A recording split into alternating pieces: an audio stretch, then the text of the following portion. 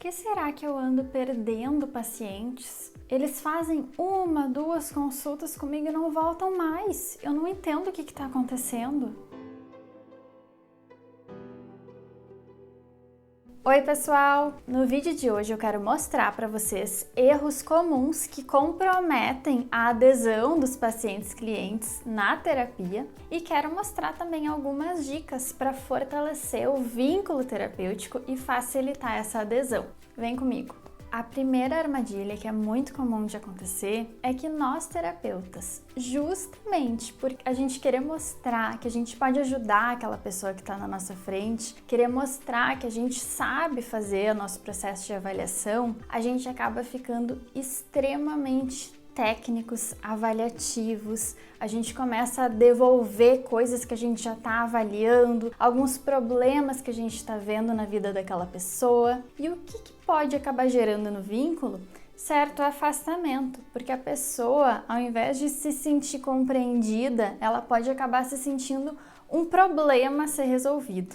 Então, uma dica para que a gente não fique excessivamente avaliativos e técnicos e ao mesmo tempo a gente consiga mostrar para aquela pessoa que a gente está entendendo ela, ao invés de a gente fazer grandes avaliações, interpretações logo no início, é a gente se colocar mais como estando juntos com esse ser humano que está na nossa frente. Então a gente pode simplesmente devolver aquilo que a gente está ouvindo. Existe até uma técnica que o nome é espelhamento, que é simplesmente a gente ouvir tudo aquilo que a pessoa está trazendo, fazer uma espécie de síntese e devolver para ela. Qual é o efeito que isso traz?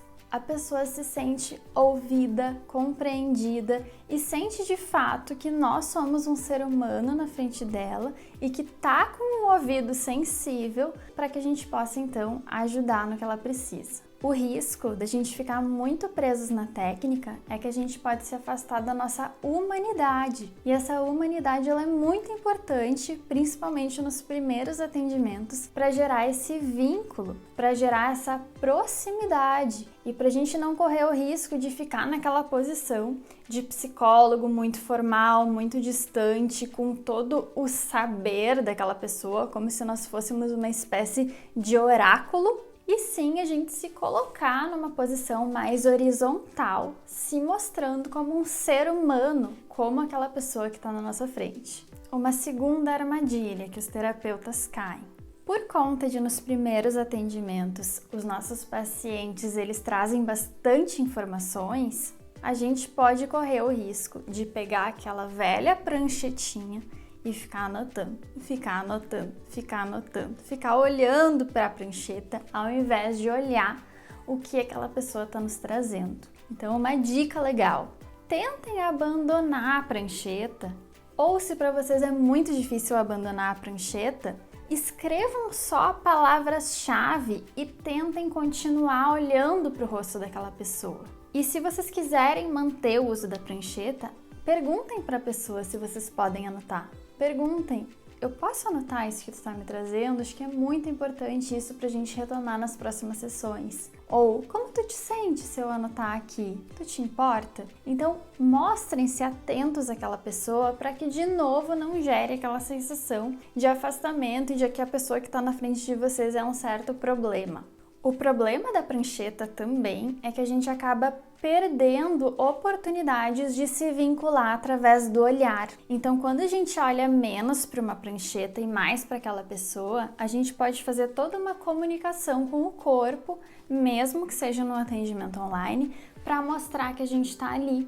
Então, posicionar o nosso corpo mais para frente, principalmente quando a pessoa está trazendo algo difícil, um conteúdo difícil, fazer uma expressão com o olhar, comunicar que a gente está ali, que a gente está se sentindo junto, que a gente sente aquela dor que a pessoa traz, também são elementos bem bacanas para fortalecer esse vínculo. Uma terceira armadilha que a gente pode cair é ficar muito presos também nesse processo de avaliação e a pessoa sentir como se ela estivesse numa entrevista de emprego. Então, cuidado com as perguntas, cuidado se vocês têm uma anamnese onde vocês acabam fazendo perguntas muito estruturadinhas e tentem avaliar essas questões das perguntas de uma forma mais indireta, direta através do que a própria pessoa está trazendo. Então, nos primeiros atendimentos, como a gente está falando mais de uma questão de formação de vínculo, é bacana também deixar a pessoa livre para se expressar, porque aí a gente também consegue avaliar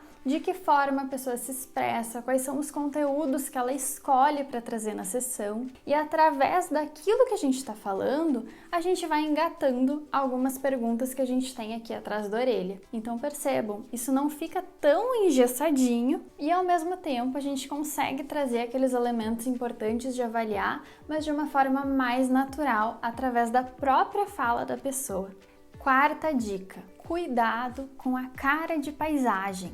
Muitos de nós fomos ensinados na faculdade que a gente deveria de manter uma postura mais neutra, mais distante, fazer uma cara que não expressasse muito o que a gente está sentindo. Porém, se a gente ficar com uma cara de paisagem, a gente corre o risco de não se conectar com aquela pessoa. Então, para a formação de vínculo, é importante que a pessoa sinta que nós estamos sentindo junto com ela. Então, se a pessoa fala de um conteúdo difícil, é importante que as nossas expressões faciais acompanhem o quanto nós estamos sentindo aquele conteúdo difícil junto com ela. Da mesma forma, quando aquela pessoa fala de coisas importantes para ela, fiquem atentos aos valores dessa pessoa, aquelas coisas que ela conta sorrindo, para que vocês também façam uma expressão mais agradável, que vocês possam sorrir junto, para a pessoa de fato sentir que ela está com um ser humano e não com um robô. E por fim, queria dar uma dica bônus para vocês. Algo que pode ajudar bastante na formação de vínculo são as autorrevelações. Então, por mais que no primeiro atendimento, vamos supor que vocês estejam se sentindo inseguros e vocês percebem que o paciente de vocês também, vocês podem até usar isso para quebrar o gelo, falando: nossa, é difícil, né? Os primeiros encontros, quando a gente se depara com uma pessoa totalmente desconhecida na nossa frente, é natural a gente ficar assim ansiosos, eu também fico com um frio na barriga, faz parte, tá tudo bem. Aos pouquinhos a gente vai se conhecendo melhor e isso vai ficando mais natural. Ou, por exemplo, pegar alguns elementos mais intimistas. Eu gosto muito de tomar chazinho durante os atendimentos. Então, até uma fala sobre isso, daqui a pouco já pode gerar uma fala indireta que vai fortalecendo o vínculo. Falar o quanto eu gosto de chá, o chá é de tal sabor, perguntar: tu também gosta? O que tu tá tomando aí? Então, essas falas indiretas, elas parecem bobinhas, mas elas fazem toda a diferença nesses primeiros atendimentos. Espero que vocês tenham gostado desse vídeo. Comentem aqui embaixo o que vocês acharam, outras coisas que vocês desejam saber, outros aspectos que podem ajudar vocês a terem uma clínica mais efetiva. E aí, pessoal, o que vocês acharam dessas dicas? Comentem aqui embaixo também se vocês lembraram de outras coisas que podem ajudar nesse processo de vinculação.